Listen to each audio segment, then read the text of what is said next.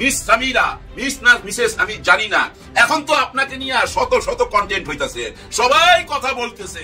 এখন আপনি কয়জনের ওই পুলিশের ভয় দেখাইবেন, কয়জনের কন্টেন্ট প্রাইভেট করাইবেন? করাইতে পারবেন না।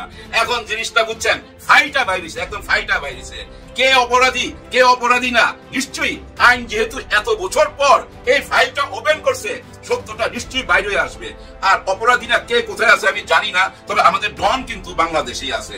জানি না ডন কি টেনশন আছে, কেমন আছে, খবর নেই। আর অন্য আসামি যারা, এর মধ্যে 11 জন আসামি, ও সামিরাও তো আছে, সামিরাও আছে, আরো হয়তো 2-1 জন আছে, আর বাকিরা বিদেশে। এখন এটা সত্য মিথ্যা সবকিছু আদালতের ব্যাপার, আমি কোনো মন্তব্য করতে চাই না, মন্তব্য করা উচিত হবে না। তবে এইটুক বলতে পারি, বাংলা চলচ্চিত্রে এরকম নায়ক আর আসবে না। তার ক্যারিয়ারের সময়সীমা কতটুকু জানেন? 3.5 বছর বা 4 বছরের কাছাকাছি। বিএনপি জামাত এনসিপির চাপে ডক্টর ইউনূস সরকার দেশেহারা, কিং কর্তব্য বিমূঢ়।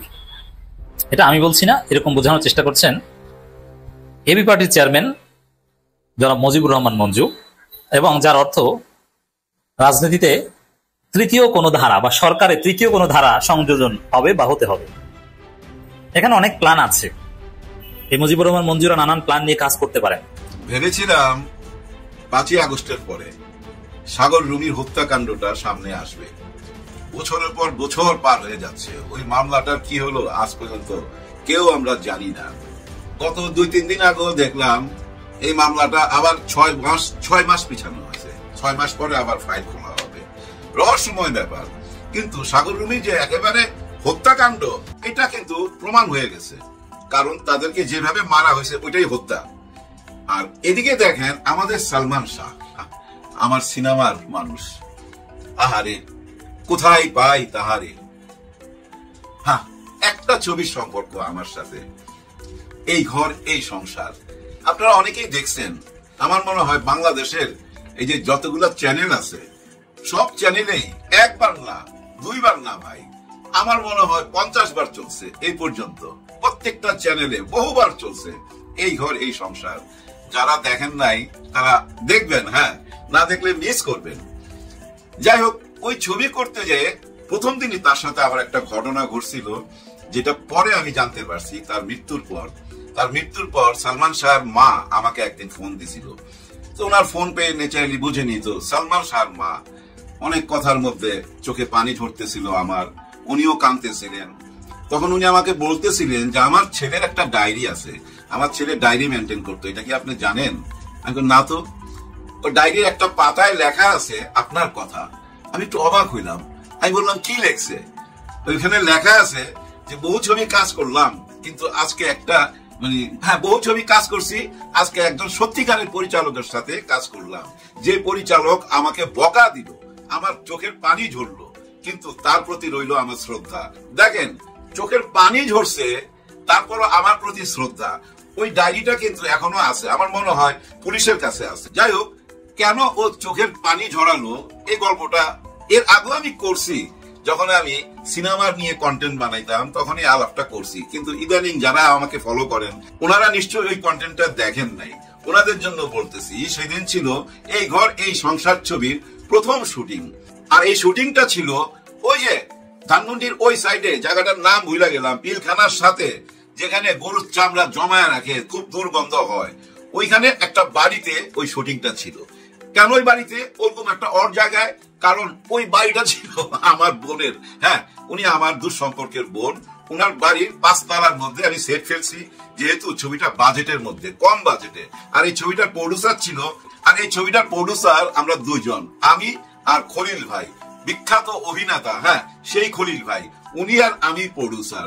বাজেট মাত্র 20-22 লাখ টাকা। উনি অর্ধেক দিবে, আমি অর্ধেক দিব। 95 সালের শেষের দিকের কথা, তখন ওই বাজেটের মধ্যেই ছবি হয়ে যেত।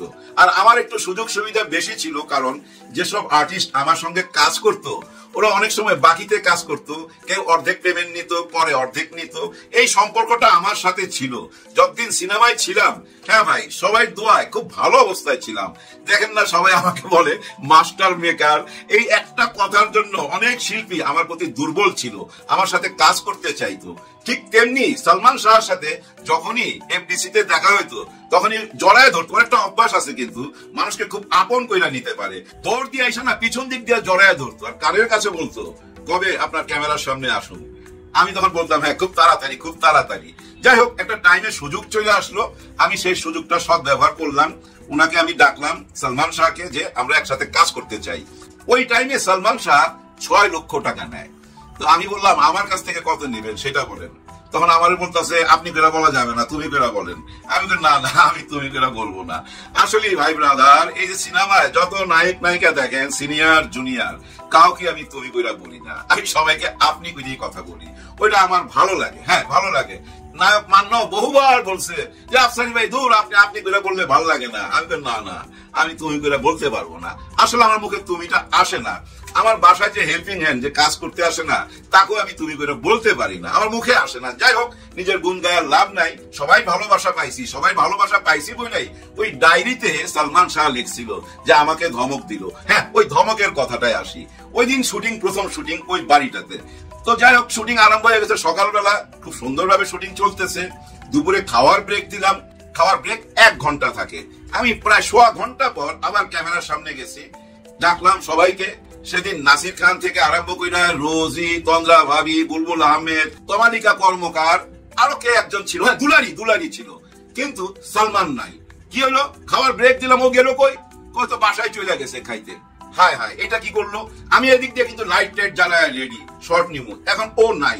কেমন লাগে মেজাজটা চিন্তা করেন। মনে মনে ভাবলাম দেখি, ঘড়ির দিকে তাকায় থাকি, ঠিক 2.5 ঘন্টা পর আসছে। খাওয়ার ব্রেক কিন্তু 1 ঘন্টা, সে কিন্তু আরো 1.5 ঘন্টা বেশি ব্রেক নিয়ে নিল। তখন মনে মনে ভাবলাম যে বিলাই তো আজকেই মারতে হবে। আজকে শেয়ার করতেছি মনের কথাটা, এগুলো বলি নাই কখনো। এখন আমার মনে মনে চিন্তা, বিলাই বাসর ঘরেই মারতে হবে, মানে আজকেই তো বাসর ঘর, আজকে এই ছবির প্রথম শুটিং আরম্ভ হয়েছে, আজকে বিলাই মারতে হবে।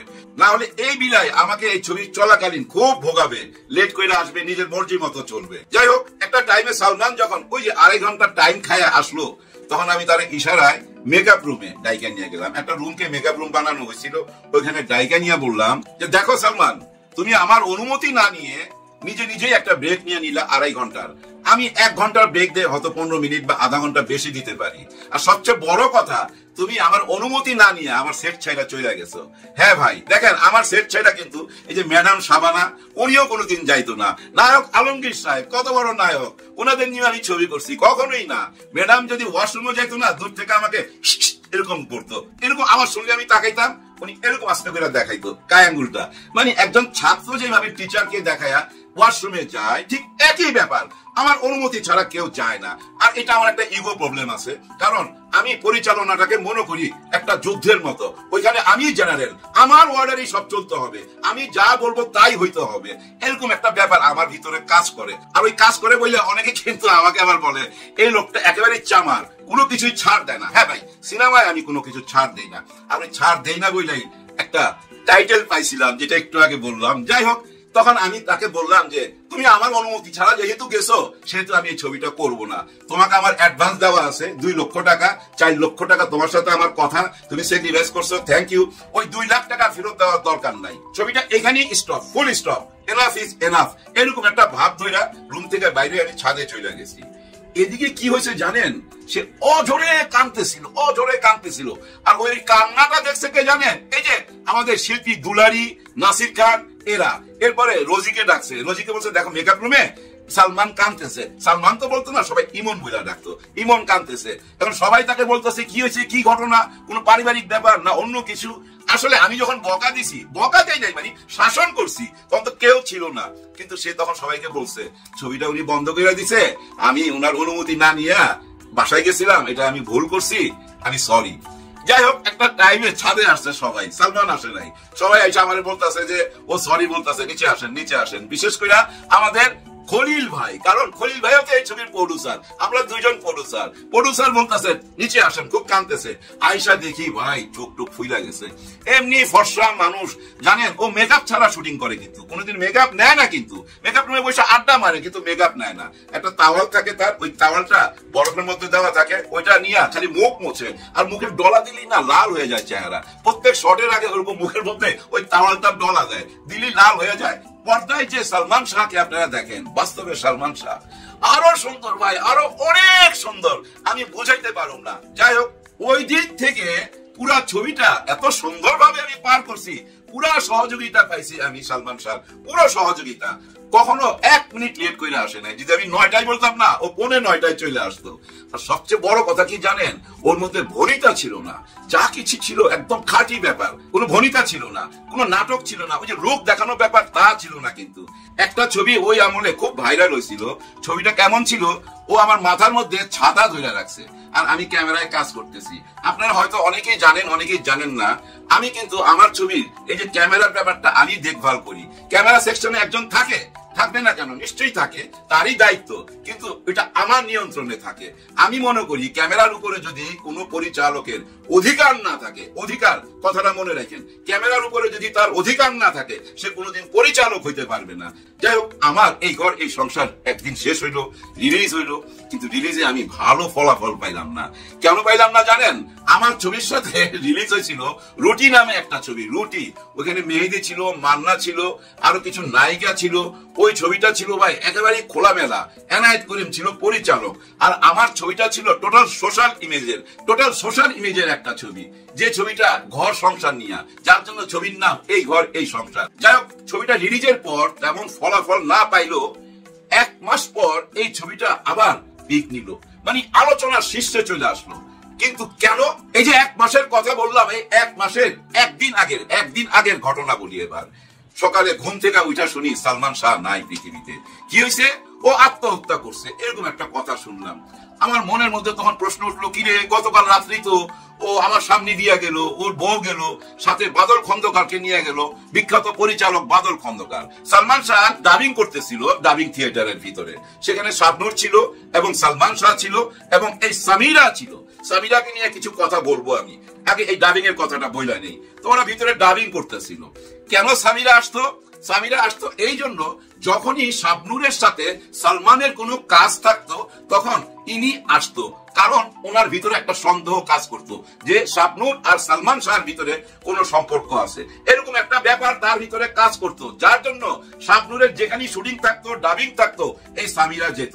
যাই হোক, সেদিনের কথা বলি, ডাবিং শেষ হয় কিন্তু রাত্রে 10টা থেকে 11টার মধ্যে, কিন্তু তখন বোধ হয় 8টা 9টা এরকম একটা টাইম। ওই ডাবিং থিয়েটারের সামনেই দেখবেন ঝর্ণা স্পট, আর ওই ঝর্ণা স্পটের গেটটার মধ্যে আমি, বাদল খন্দকার, আরো অনেকেই ছিল, আমাদের সমবয়সী যারা পরিচালক অনেকেই ছিল।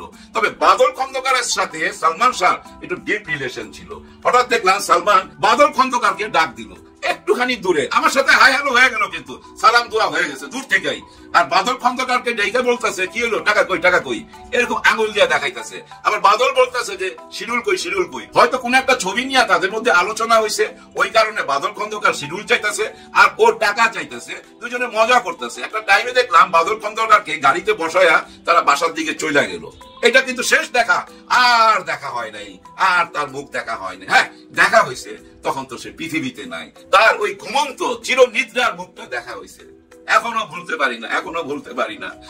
যাই হোক, একটু আগে যে বলতেছিলাম যে সামিরার ব্যাপারে একটু কথা বলবো।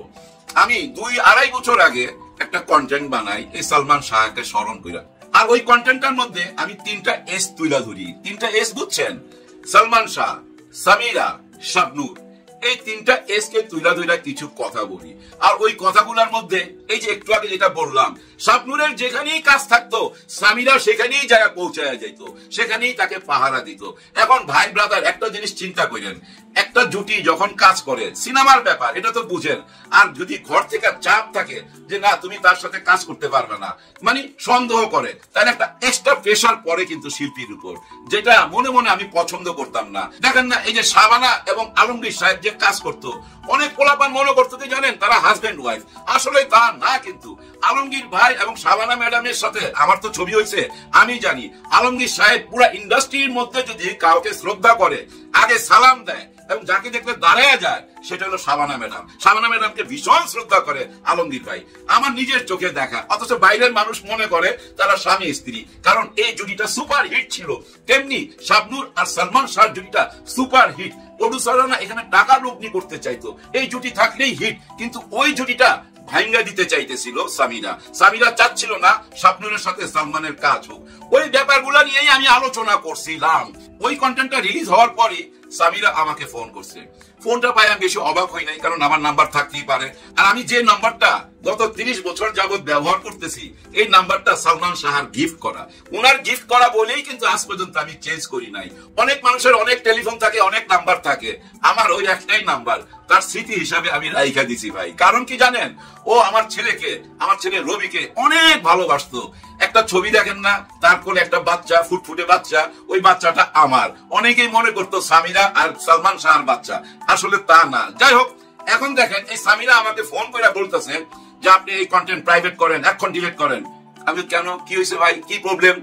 বলে যে আপনি জানেন না এটা নিয়ে মামলা চলতেছে, পিবিআইতে মামলা চলতেছে, অমুক জায়গায় এই হইতেছে। হারুন সাহেবের কথা বললো, অনেক রকম পুলিশের কথা আমার কানের সামনে বললো। তার মানে কি জানেন, সে আমাকে ভয় দেখাইতেছে। আপনি যদি এই কন্টেন্ট প্রাইভেট না করেন তাইলে কিন্তু দেখা নিব। আমি আবার ভাই একটু অন্যরকম মানুষ, আমি সবার সাথে ঝগড়া করতে রাজি, কিন্তু কোনো মেয়ে মানুষের সাথে, কোনো মহিলার সাথে আমি ঝগড়া করতে একদমই রাজি না। আমাকে গালি দিলেও আমি রাজি না। আমাকে যদি কোনো মহিলা গালিও দেয়, আমি হাসি মুখে চলে যাবো, একটা শব্দ আমি উচ্চারণ করব না। আর যদি ওই মহিলা বা ওই মেয়ে মানুষ এই যে আমাদের মিডিয়ার সাথে জড়িত হয়, যে কোনো অ্যাঙ্গেলে হোক, তাইলে তো ভাই 100 হাত দূরে থাকুন। আপনারাও কিন্তু 100 হাত দূরে থাকবেন, কারণ এদের হাত অনেক লম্বা হয় ভাই। ভিতরে ভিতরে এদের হাত অনেক লম্বা। আপনাকে নিয়ে এমন বেজ্জতি করে দিবে, আপনি জীবনেও ভুলতে পারবেন না। যেমন অরুণা বিশ্বাস আওয়ামী লীগের ক্ষমতা দেখায়া আমাকে এই ডিবি অফিসে নিয়ে গেছিল। হায় হায়, কি বেজ্জতি জানেন। যেদিন আমাকে বাসা থেকে নিয়ে যায়, ডিবি গাড়ি তো নিচে দাঁড়ানো, এখানে লেখা ভাই গোয়েন্দা বিভাগের গাড়ি, ডিবি কি জানি লেখা ছিল। যাই হোক, আমার গুলা খেয়াল নাই, ভিতরে তো বুঝছেন কাঁপতেছিল।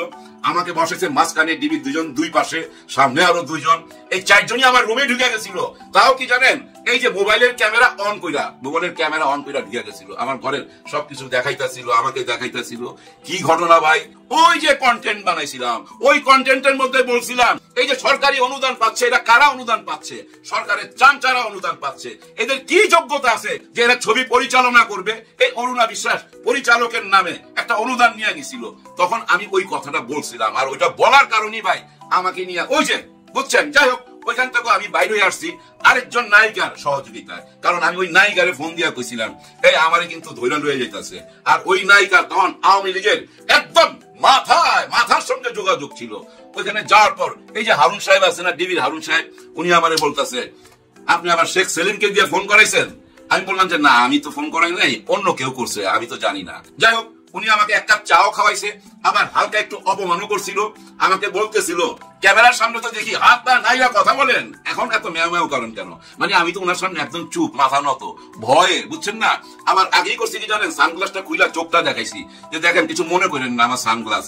এই যে চোখটা না দেখাইলে আমার চোখটা যে খারাপ, উনি হয়তো ভাবতে পারে বেটা আমার সামনে সানগ্লাস পরে বসে রয়েছ, এই আরে ঢুকা, ওই ভয় বুঝছেন, আগে চোখটা দেখাইছি। যাই হোক, উনি আমার 1 কাপ চা খাওয়াইয়া বিদায় দিছে। আমি বাসায় চলে আসছি, আমার জীবন থেকে 4 থেকে 5 ঘন্টা চলে গেছে।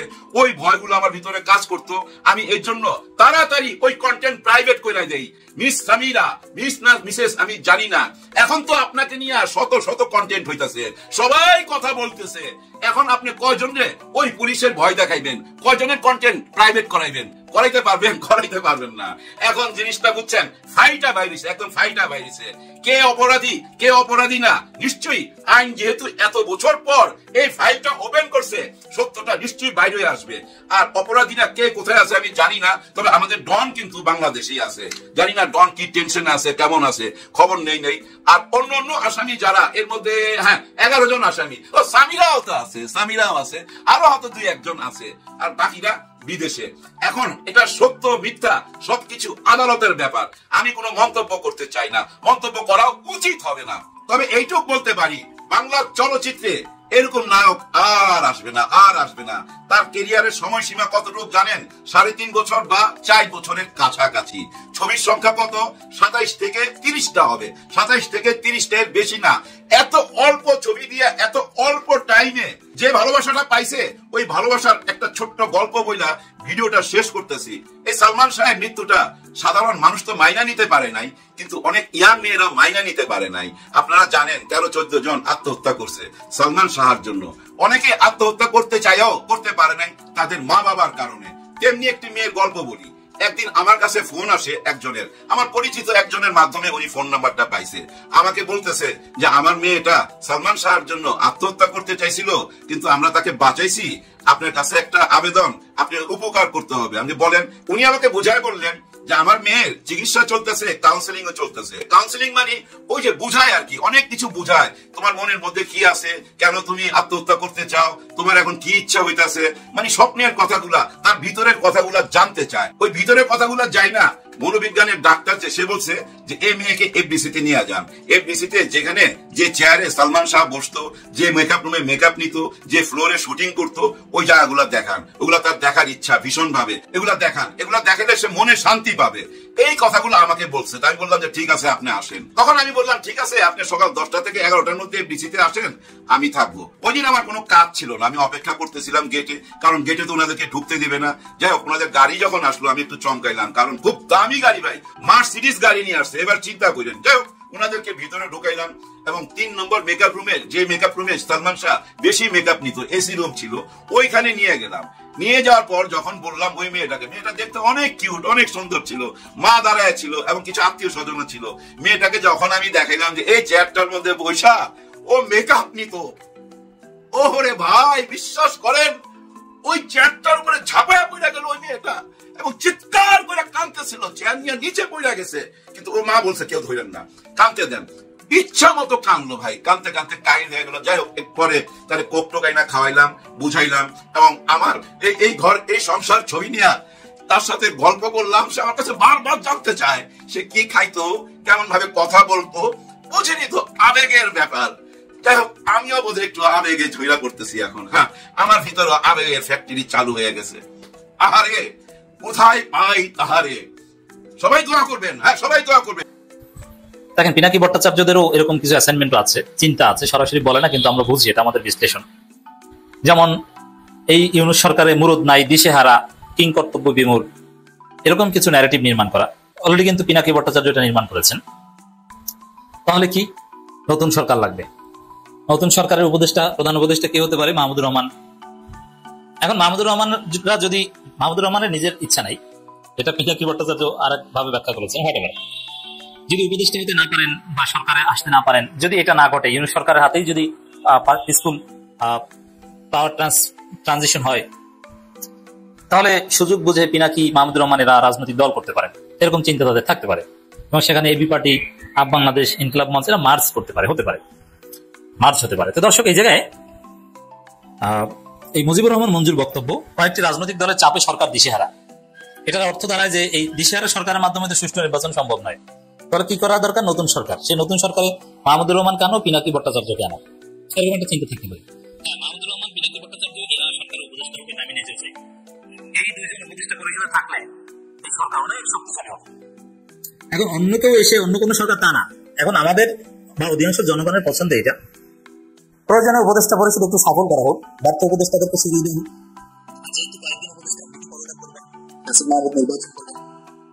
সেখানে মাহমুদুর রহমান, পিনাকি ভট্টাচার্যদের নেওয়া হোক, তারা থাকলে অবশ্যই সরকারের চিত্র বদলে যাবে, অনেকটা বিপ্লবী।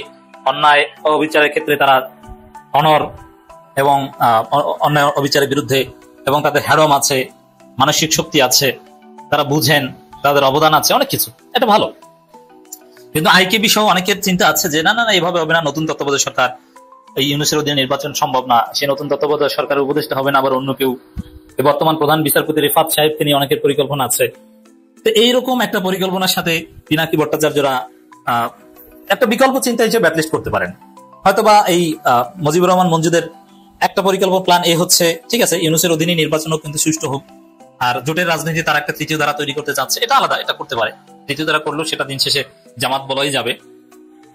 আরেকটা হতে পারে এভাবে যে না না, ইউনূসের প্ল্যান বি হতে পারে যে ইউনূসের অধীনে সুষ্ঠু নির্বাচন সম্ভব নয়, নতুন কোন তত্ত্বাবধায়ক সরকার আনো, সেখানে মাহমুদুর রহমান, পিনাকিদের ঢুকাও, অন্য কিছু করো। কয়েক ধরনের রাস্তা রেডি করে রাখছে বিভিন্ন মহল, এটা বোঝা যাচ্ছে এই মুজিবুর রহমান মঞ্জুদের বক্তব্যে। কারণ কয়েকটি রাজনৈতিক দলের চাপে সরকার দিশেহারা সরকারের মাধ্যমে তো আর সুষ্ঠু নির্বাচন সম্ভব নয়। যেহেতু এই সরকারের উপরে বিএনপি, জামাত, এনসিপি কঠিন চাপ প্রয়োগ করে তাদের একটা প্রভাব বলয় তৈরি করেছে, অতএব সে নির্বাচন তো প্রশ্নবিদ্ধ হবে, এটা তো স্বাভাবিক। সেদিক থেকে তো এই মুজিবুর রহমান মঞ্জুদের ন্যারেটিভের যথেষ্ট গুরুত্ব আছে। এবি পার্টির চেয়ারম্যান মুজিবুর রহমান মঞ্জু বলছেন, অন্তর্বর্তীকালীন সরকারের নিরপেক্ষতা প্রশ্নবিদ্ধ। তাহলে কি দাঁড়ায়? তাহলে অন্য কাউকে আনো। কথার অর্থ এটাই, এখন নিরপেক্ষ সরকার না হলে তার অধীনে তার নির্বাচন হতে পারে না, পক্ষপাতমূলক সরকারের অধীনে নির্বাচন হতে পারে। তবে এখানে মুজিবুর রহমান মঞ্জুদের একটু স্মার্টনেস আছে, তারা বিএনপির পক্ষপাত বা জামাতের পক্ষপাত এগুলো বলছে না, তারা বলছে বিএনপি, জামাত, এনসিপি সব দলের পক্ষপাত, সব দলের উপদেষ্টা আছে। এটা আরেকটা স্মার্ট এবং চালাকির রাজনীতি। তারা একবার এক দলকে আরেকবার আরেক দলকে খুশি করে চলার নীতি গ্রহণ করছে, এটা সত্যতা আছে। যেমন বিএনপির কথায় একবার এই আবার সেই, এরকম অনেক এক্সাম্পল আছে বিএনপির কথায় অবস্থা। তবে জামাতের কথায় জামাতকে খুশি করতে তেমন কিছু করেছে এরকম আমি এখন পর্যন্ত একবারও দেখিনি। তবে এনসিপি কে খুশি করতে, বিএনপি কে খুশি করতে করেছে এরকম এক্সাম্পল আছে। কখনো কখনো মনে হয়েছে কয়েকটি রাজনৈতিক দলের চাপে তারা দিশেহারা, তারা যে সুষ্ঠু নির্বাচন করতে পারবেন সে ব্যাপারে আস্থা স্থাপন করা কঠিন। তাহলে ইউনূসের পরিবর্তে নতুন সরকার গঠনের একটা চেষ্টা আছে, তার পিছনে মুজিবুর রহমান মঞ্জু, পিনাকি ভট্টাচার্য, মাহমুদুর রহমান জড়িত থাকতে পারে বলে মনে হচ্ছে। মাহমুদুর রহমানও কিন্তু বড় দলের বিরুদ্ধে অভিযোগ, আবার এই মুজিবুর রহমান মঞ্জু দেওয়া বড় দলের বিরুদ্ধে অভিযোগ, আর পিনাকি ভট্টাচার্য তো শক্তিশালী ন্যারেটিভ নির্মাণ করছেন এই বিষয়ে। ঝিনাইদহ সফর করে শহরের একটি রেস্তোরাঁয় স্থানীয় গণমাধ্যম কর্মীদের সাথে মতবিনিময় তিনি এসব কথা বলেন। ঝিনাইদহ জেলা শাখার মানে এবি পার্টির নেতার নেতৃত্বে এই আলোচনা সভা হয়। তিনি বলেন, গণঅভ্যুত্থানের পর প্রশাসনকে সুষ্ঠুভাবে পুনর্গঠন করা যায়নি, নানামুখী বিশৃঙ্খলার কারণে এখনো নিশ্চিত নয় যে নির্বাচন সুষ্ঠু হবে কিনা। হ্যাঁ, এই কথা ঠিক, মুজিবুর রহমান মঞ্জুদের কথা, পিনাকি ভট্টাচার্যের কথা ফেলে দেওয়ার মতো নয়। এই কথাগুলো আমরা কেন আলোচনা করছি? রাজনীতি যে কত লেয়ারে খেলা চলছে। ইউনূস সরকারের সুষ্ঠু নির্বাচন করবেন, তিনি পারবেন, সেই খেলা চলছে। আবার বিএনপি কিছু উপদেষ্টাকে সরাতে যাচ্ছে, প্রশাসনে দখল নিতে যাচ্ছে বিএনপি। আবার জামাতের বিভিন্ন জায়গায় আপত্তি আছে, জুলাই সনদ নিয়ে আরেক নাটকীয়তা। আবার এদিকে ইউনূসকেই সরাও, নতুন কাউকে আনো, সেই হিসাবও চলছে। এর মানে অভাব নাই, নানান লেয়ারে খেলা চলছে। তিনি বলেন, গণঅভ্যুত্থানের পর প্রশাসনকে সুষ্ঠুভাবে পুনর্গঠন করা যায়নি, নানামুখী বিশৃঙ্খলার কারণে এখন মানে, আর এটা তো ঠিক যে সুষ্ঠু নির্বাচন অনিশ্চয়তা আছে, এই জন্য আমাদের সহজ সমাধান আছে। সেটা হচ্ছে আগে স্থানীয় সরকার নির্বাচন শুরু হোক, স্থানীয় সরকার নির্বাচন শুরু হলেই তো অনেক কিছু স্পষ্ট হয়ে যাবে। হাসিনা একদলীয় ব্যবস্থা কায়েম করে নির্বাচন ব্যবস্থাকে ধ্বংস করে দিয়েছে। এখানে তিনি আরো বলেন, নিয়োগ ও বদলি বাণিজ্য চলছে আর হামেশাই, যেটি আমরা গণঅভ্যুত্থান পরবর্তী প্রত্যাশা করিনি। এখানে দেখেন, এই সরকার যাওয়ার পর যদি কোনো দুর্নীতি তদন্ত হয় তাহলে দেখবেন সেখানে এই আসিফ, মাহফুজ সহ অনেক বড় বড় উপদেষ্টাদের জেলে যেতে হবে। এই সরকার অধীনেও যে দুর্নীতি হয়েছে এতে কোনো সন্দেহ নাই। তবে সেই দুর্নীতির বিরুদ্ধে বিএনপির কোনো কথা নেই। বিএনপি জামাতপন্থী উপদেষ্টা হিসেবে ট্যাগ দিয়েছে কাকে? এই সরকারের যে উপদেষ্টা একদম দুর্নীতিমুক্ত, সবচেয়ে পিওরেস্ট উপদেষ্টা ফাজুল কবির খান, তার পেছনে লেগেছে বিএনপি, তাকে বলছে জামাত, অথচ তিনি জামাত নন। তার অপরাধ একটাই, তিনি নিরপেক্ষ এবং দুর্নীতির বিরুদ্ধে জিরো টলারেন্স। এখন এই কথাগুলো সঠিক, এই সরকারের দুর্বলতা, নানান সমস্যা, এগুলো পিনাকি, মাহমুদুর রহমান মঞ্জুরা সামনে এনে ইউনূসকে সরিয়ে নতুন সরকার কায়েমের